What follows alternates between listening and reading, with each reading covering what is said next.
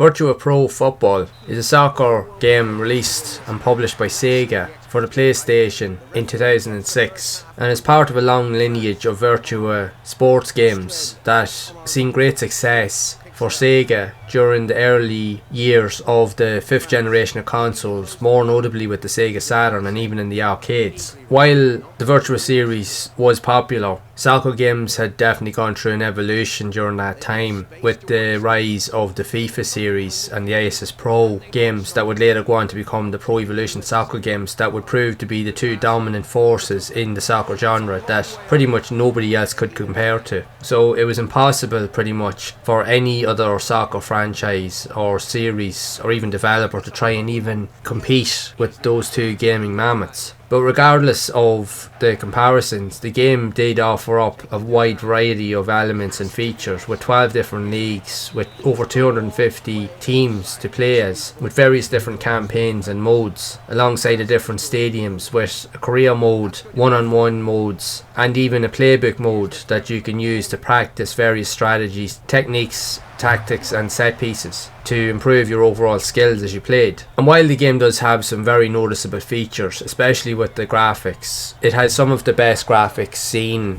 on a soccer game on the PlayStation 2, but it offers up more of an arcade approach compared to your FIFAs and your Pro Evolution Soccer games. And that was one of the elements that favoured with the game when it came to the reviews, is the graphics, and the fact is that it has a massive selection of teams and modes available. But it was criticised due to the bad sound effects and soundtrack and even the bad overall gameplay, as it felt the controls to be a bit choppy and a bit unresponsive at times, and especially with the handling of the ball physics, as it seemed to be a bit underwhelming and lackluster compared to the refined elements seen in FIFA and PES, because at that stage they had really finessed and excelled at various elements, especially with control physics and football handling physics in those games. So it was very, very hard for other developers to try and compare themselves to them. And while it got mixed reviews, it is considered to be a fairly decent and solid experience regardless of its flaws, and it's still considered to be one of the most visually impressive soccer games seen on the PS2, especially during its time. And it proved a point that Sega were still able to make really good games, although with the multitude of series that were out there available already smashing the market, it really was impossible for many other entries to even bother to get involved with the series indefinitely, which has led in recent years, especially in the last 10 years, very little if any developers now will even touch soccer games now, because it's completely dominated by PES and by FIFA. So there really is no comparison in a lot of respects. You might get an odd game here and there that does show up from time to time that might add in a few elements here and there and provide something maybe a little bit new, but the problem is with them is that